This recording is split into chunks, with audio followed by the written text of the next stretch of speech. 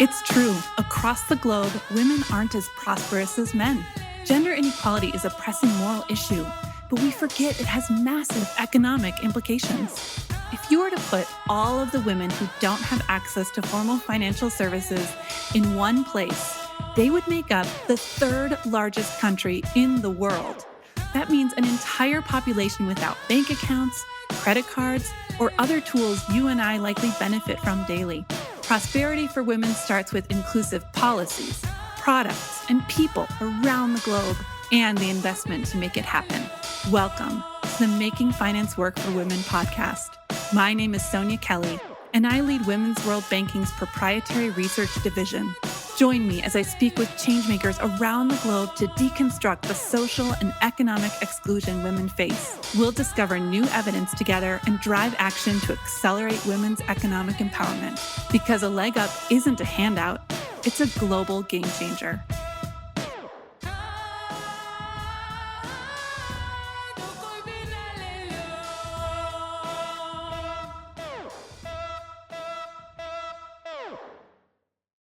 Indeed. Welcome and thank you so much for tuning into the Making Finance Work for Women podcast, which is now streaming on YouTube and available wherever you get your podcasts. I'm your host, Sonia Kelly. If you're listening on YouTube, you'll be able to find additional insights and resources linked in the description of the video, and you'll be able to see our conversation as well. Before we get started, I'd like to give a special shout out to the sponsor of the Making Finance Work for Women podcast, which is Ernst & Young LLP. EY is a global leader working across assurance, consulting, law, strategy, tax, and transactions. EY teams ask better questions to find new answers for the complex issues facing our world today. You can visit their website at ey.com to explore their latest insights and services. Now let's jump into the show. Today, we're talking about gender lens investing. And if you are thinking, I'm going to turn off this podcast because I'm not an investor, I'd like you to stay on just a little bit longer because this podcast is not only relevant for investors, this is relevant for everybody who cares about women's empowerment. Gender lens investing not only makes sense for empowering women, but it also makes sense for businesses. And I think that's why it's important to all of us. At its best, gender lens investing seeks to promote integration of women into the workforce and into the customer base of enterprises. It achieves both enhanced business performance and greater gender equality. It achieves economic opportunity and also empowerment. Now, gender lens investing begins with gender diverse investment teams, which is actually more rare than you might think. It also encompasses a focus on gender diversity and inclusion throughout the investment process. That might be portfolio selection. It could be requiring gender commitments in the terms of the investment. It could mean shaping gender diverse business and organizational growth. And it might also mean things like monitoring gender diversity and holding management teams accountable. This topic is very important to women's world banking, which is why we're talking about it today.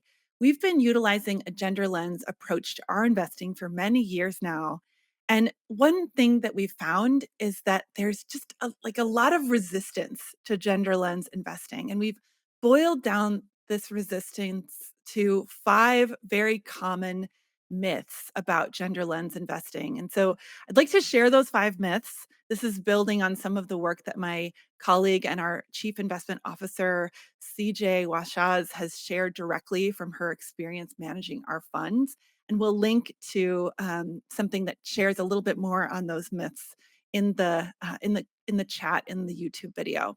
So the first myth that you might be thinking is that women's inclusion and empowerment is merely a social cause. Like it's not something investors should be thinking about. But in 2015, McKinsey and Company estimated that if women were to play an identical role in labor markets to that of men, 12 trillion US dollars could be added to the annual global GDP by 2025.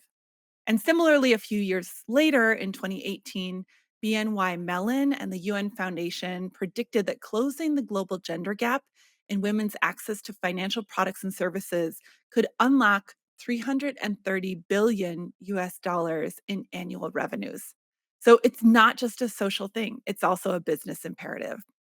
The second myth that you might be thinking is that GLI strategy will not return market rates to private investors, like it's a kind of a substandard investment instrument. But we find that there's a direct correlation between greater gender diversity and financial outperformance.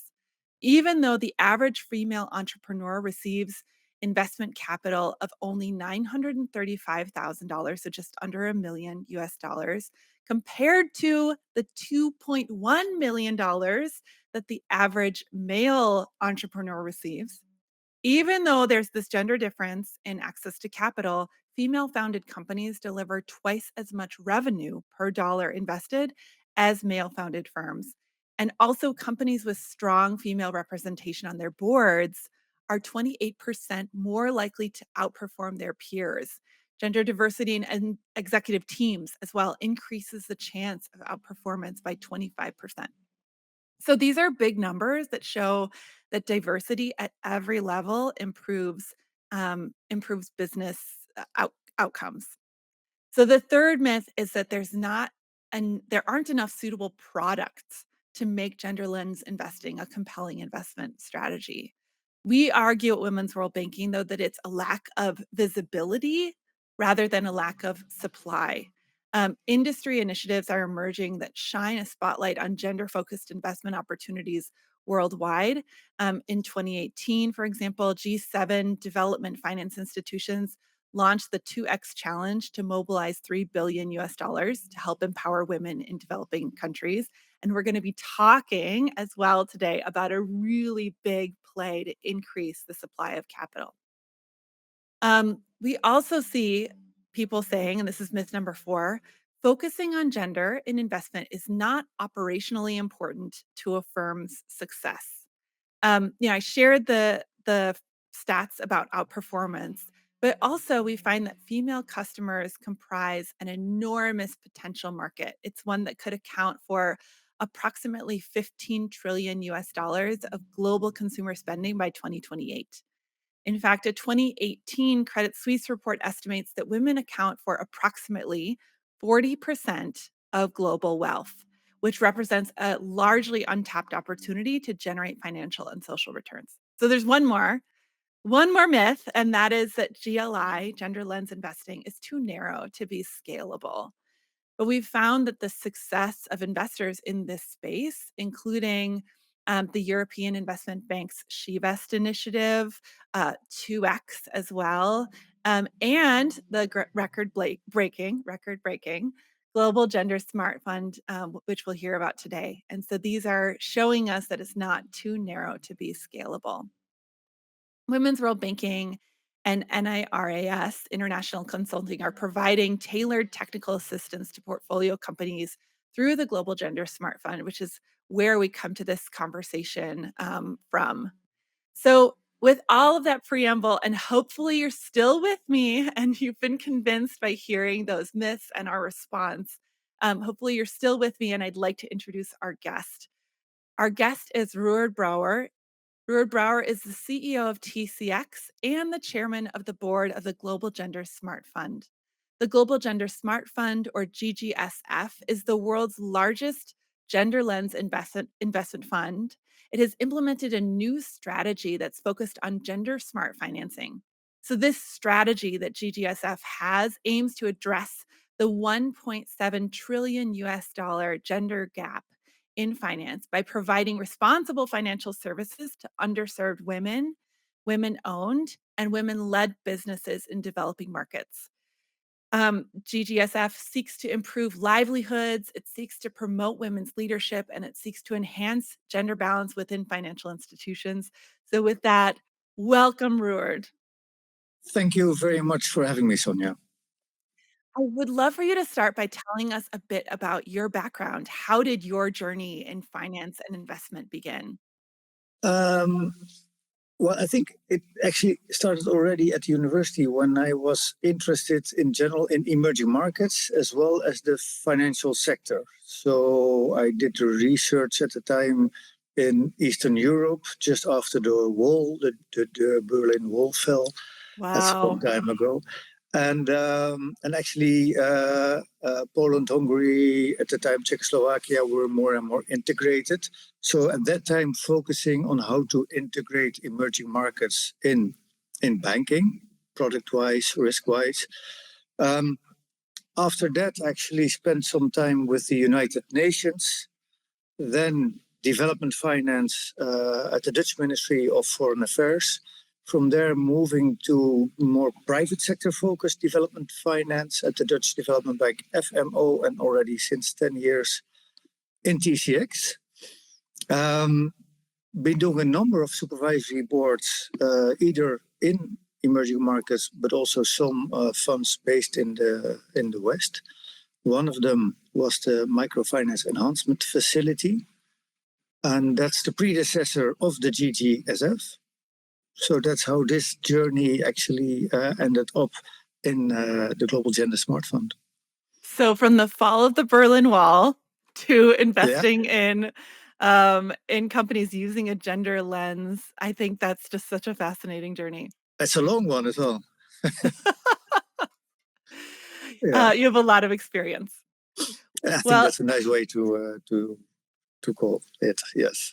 Well, we'll be talking about some of that experience, and I wanted to ask about the Global Gender Smart Fund now. It's really interesting to me to hear you say it was initially founded in response to the global financial crisis and focused on microfinance. I wonder if you can share more about the transition the fund has taken and why this decision to shift it.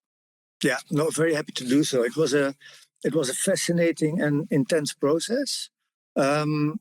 So the MEF originally was focused on emergency finance after the global financial crisis, specifically liquidity support for microfinance institutions. But as things sometimes go, these funds get a life of their own. And after about 10 years, well, most of the effects from the global financial crisis were over, and the MEF was still there. And then a couple of years later, people thought, well, it's time to do something different. And the shareholders asked me to actually lead that transition. And my first reaction was, well, hey, the global crisis is well behind us. We have a lot of investors putting their money at risk. So let's liquidate the thing and give everybody their money back. Now, that in itself is also easier said than done. And luckily, both BMZ and KFW, as well as the IFC that were invested in the MEF, they said, well, we can liquidate the fund, but then we're also wasting an opportunity to actually shift the impact focus. And I think specifically the strong cooperation between the German KfW and BMZ led to the idea to actually shift the impact focus from emergency liquidity finance to gender lens investing. And as it's also one of the top priorities of the IFC in Washington, that strategic shift happened actually quite fast and quite fluent. We suddenly had three of the core investors deciding that they had this opportunity to use this large global fund to start focusing on gender lens investing. The Austrian Development Bank, also part of the previous and current setup, fully supported that transition. So suddenly we were looking at the fund, at the legal entity, at the fund, so at the entire setup, but it was no longer fit for purpose. So then the real work started. And that meant moving the fund from the regulatory perspective, from out of scope to in scope. That was a process. We needed, of course, fund managers that were specifically focused, but also dedicated to make it work, this gender lens investment vehicle. So we did a call for proposals from the fund managers managing the fund. We also needed a shift in the composition of the supervisory board itself. Well, actually, pretty much everything changed apart from the four core investors. Everything changed. Yeah. And Wow. it took us about 2 years altogether, and a lot of time, but also, I have to say, a very steep learning curve for me. Because from time to time, I must admit, I suffered from the imposter syndrome because I was suddenly heading the board of a gender lens investment fund, whilst my background is not in gender lens investing. Mm, Yeah. huh. So tell me a little bit about that learning journey for you, and I'm sure for the rest of the board, which also didn't start out focused on gender. Um, what was the learning journey to incorporate gender into your investment approach? Um, well, first of all, you learn a lot very quickly if your baseline is quite low. So that was positive. Um, but at the same time, I think, yeah, throughout my career, I've always had a strong focus on equality. So one of the reasons, well, we just went through my CV, whether I was working with the UN or focused on emerging markets, or all the work I did in supervisory boards in Africa is actually, um, well, we all get into this life. We don't even know why. We do know we share it with a lot of other human beings that have the same human condition. And I've never really understood um, where inequality came from. You see it in practice, but from a point of view of looking at your fellow human beings, it's really strange. So we have this lottery. You're born somewhere, and dependent on where you are born, you either have more choices than you can pick in terms of studies, careers, etc. Or you're suddenly in an environment where you have to fight simply to survive, and your development career options are super limited. Now, that is something I never understood, but also still refuse to accept as the status quo. Now, a lot of my work has been focused on financial sector development in Africa, parts of Asia, etc. More focusing on poverty, partly climate finance. Then I suddenly got the opportunity to better understand also the inequality as seen through a gender lens. Hmm. And at times I was excited because I was learning so much, but at times I was also shocked um, because in some countries the starting position for women is so much more worse than that of men and much more than I ever realized. Yeah. So, from being, let's say, gender ignorant, I've moved up the ladder to at least gender aware. I don't dare to call myself gender smart yet, but gender aware and super happy that I've been given this opportunity not only to learn, but to make a little bit of a difference as well. And it after all, it concerns half of the human population, right? That's a that's a big Mm. group. Yeah, and even slightly more than half because women live longer than men do on average. So, yeah.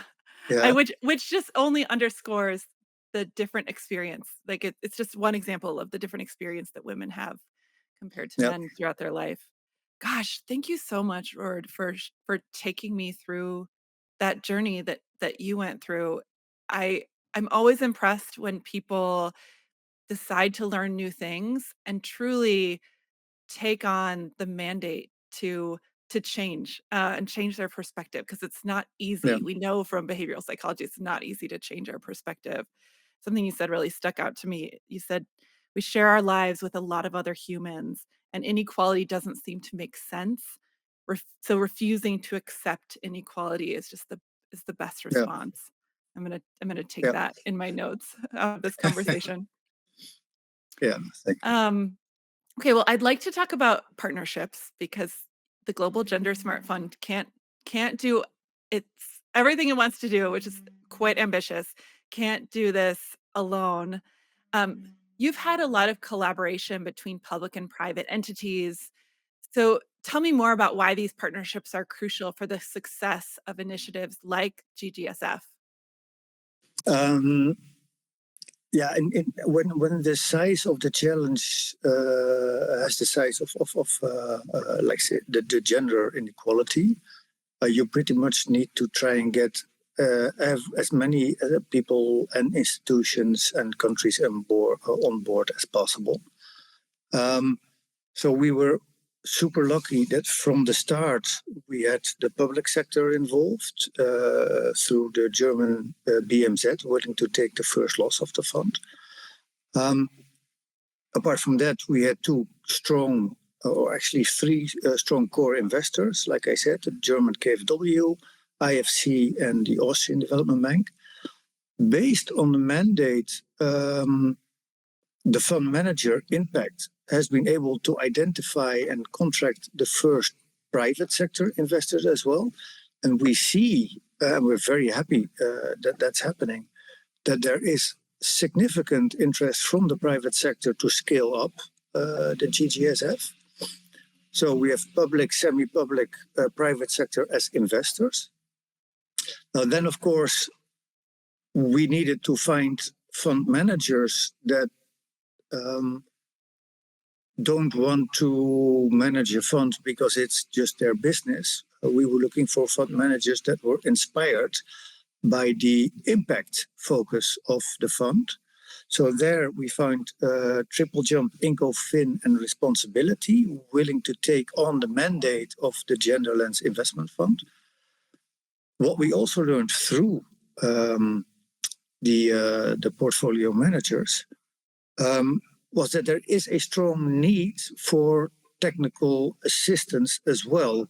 So that's where you also come in to actually to help educate the borrowers as much as well as I have been educated myself to understand and grasp that yes, one hand there's the moral part, the inequality, but at the same time there's also the business opportunity and the normal commercial angle to gender lens investing.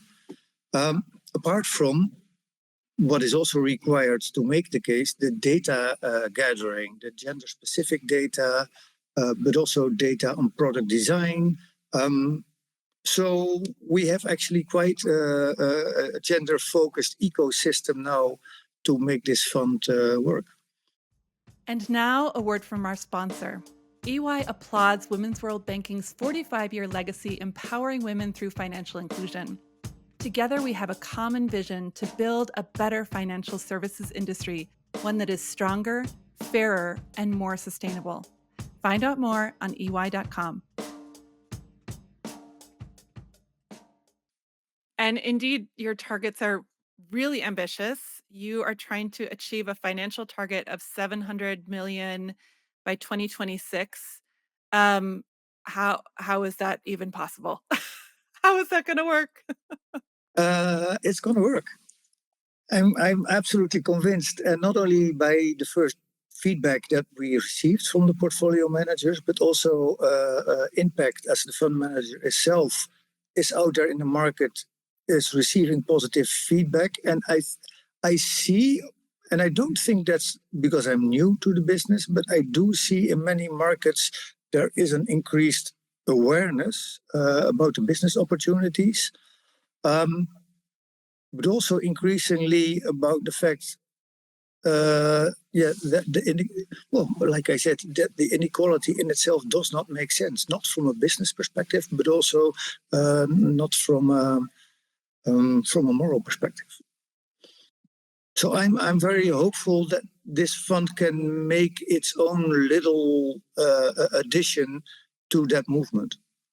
Yeah, and it's not little. I mean, this is record-breaking money here, That's also 700 true. It's all million. relative. So Yeah, yeah, I mean, it's pretty impressive. And I think, I think what I'm most impressed by is your timeline. Like by 2026 is like right around the corner. So yeah. this is such a proof point for those who are watching the gender lens investing space, like getting this money out into the world and using a gender lens investing approach works. Um, Yeah. and then we talk about the impact that it creates after that. And so I just think that timeline is so critical to making sure that it's it's proving the value proposition to other investors, Yeah. and hopefully we'll see others coming in and crowding the space. Yeah. Yeah, Yeah. I hope so. The more competition, the better, right? So, Mm, yeah. that's great. That's great. Um, can you tell me some of what you and your fellow board members did to overcome skepticism at every level, like on the gender lens investing value or on like the size of the fund or the ambitions of the timeline?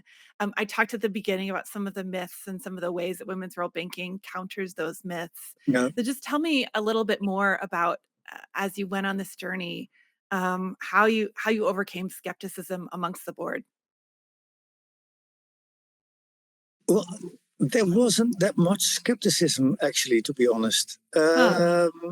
I think from the start there was curiosity. There were people wondering um, what type of market is this? What type of products? Why is gender such an important item?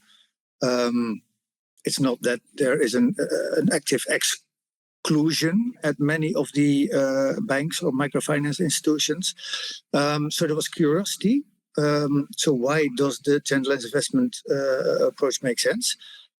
But over time, as we started to realize not only that access to financial services for women was more difficult, but also that by lowering that boundary, you helped actually develop a strong commercial case. The curiosity turned into enthusiasm. Um, I think the only uh, fear or what makes me nervous is what as time passed by, started calling pinkwashing.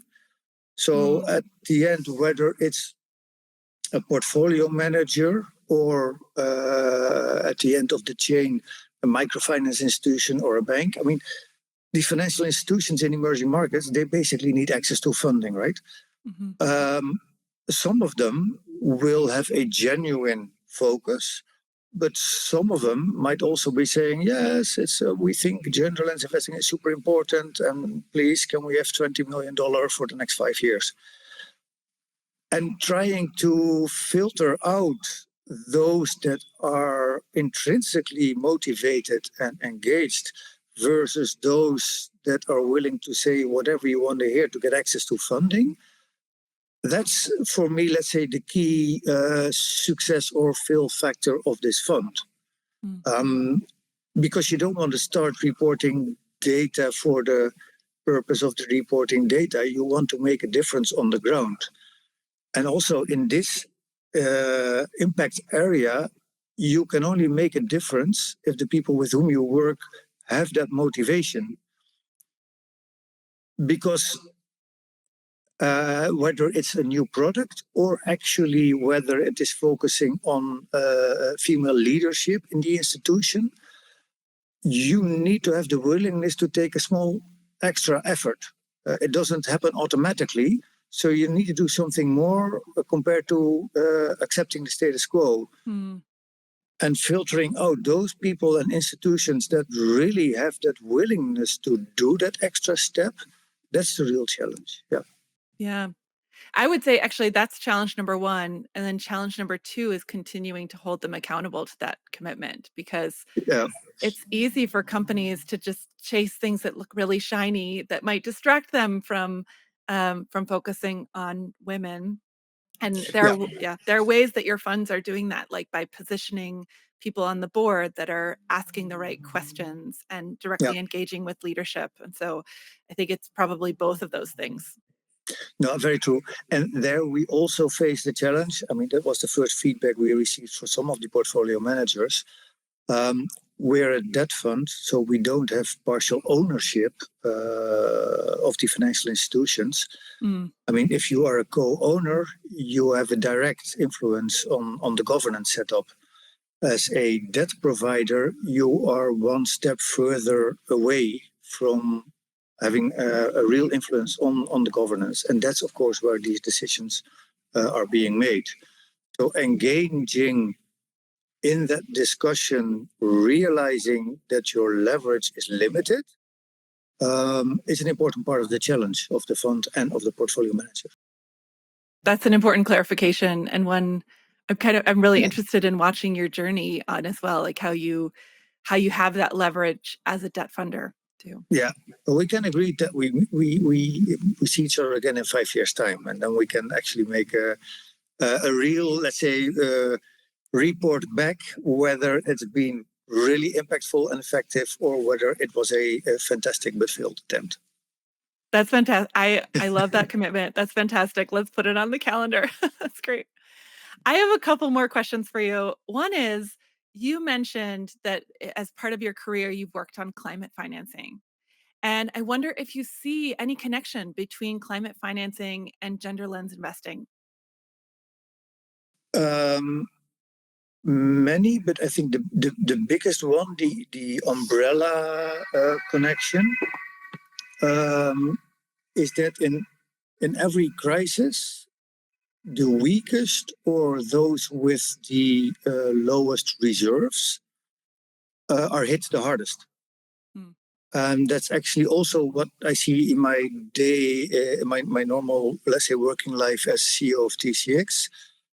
And whether it's a climate crisis or a currency crisis or a political crisis, uh, those with the least reserves are impacted immediately. And in many markets, these are women. Hmm. They have limited resources to fall back on. Any crisis that hits them, and that can be climate related, that can be currency related, that can be political events, immediately impacts their their access to means required to survive or to pay for school fees of or any of these. So I think that's the common denominator. Yeah. Yeah, huge need there. And I think that's a perfect articulation of the overlap. And my last question is, what advice would you have to other investors looking to take on the mandate of gender lens investing? Um, well, first is just go for it. I think it's both a fantastic impact opportunity on a global scale. At the same time, the inequalities are significantly larger and need much more attention and focus than I ever realized only 2-3 years ago. And well, for any investor looking at impact, specifically gender lens, we've got, let's say, we've got one lifetime to live, right? So you can go for maximizing the bottom line, purely dollar based, or you can try to use that same money, make a decent return, and have a positive impact on the lives of others. And I think that is much more fulfilling than the old single bottom line. Yeah, That's great advice. Well, thank you so much for joining us, Ruurd, on the podcast. And I look forward to seeing you on the podcast again in 5 years. deal. Thanks a lot, Sonia. Well, that was a delight. I have some great notes from our conversation. I think that point about at the end about like having one life to live and you can maximize profits. You can really focus on that in a singular way. It's probably easier. Or you can make an impact and also earn a return. I think this fund is really proving that for us. I started this conversation by saying, don't turn it off if you're not an investor and you say this isn't for me. And I wanted to end this conversation with specific calls to action for every type of stakeholder that might be listening. If you're a policymaker, you can act as a role model for this space. You can mandate diversity targets at the corporate and customer levels. You can make the collection of gender disaggregated data mandatory so that gender lens investing is evidence based with the institutions that they're investing in. If you're a financial services provider, you can ensure that gender diverse workforces exist in your institution across functions and geographies and levels. You can also hold management teams accountable for best practices in gender diversity of staff and customers. And you can monitor this, you can report on this with gender diversity results and correlations to business results, which also would make you open to more capital coming from gender lens investors. And if you're a donor, until the business case for gender diversity is fully adopted by the market, until we say, oh, there are no myths we have to disprove, you can support efforts to increase gender lens investing strategies through technical assistance and blended finance instruments. If you're an investor, you can start by building gender diverse teams, especially among capital allocation decision makers. You can also be more intentional around gender diversity in portfolio selection. You can require gender commitments in the terms of investment, whatever kind of investor you are. You can also shape gender diverse business and organizational growth. And you can monitor the impacts of gender diversity and holding management teams accountable. And for anybody who's listening, if you found today's discussion valuable, please don't forget to subscribe, to rate us, to leave us a review on your favorite podcast platform. Your feedback really matters to us and it helps us bring you content that resonates. So please stay engaged, stay informed, and we look forward to connecting you again in our next episode. Thanks again for joining us for the Making Finance Work for Women podcast.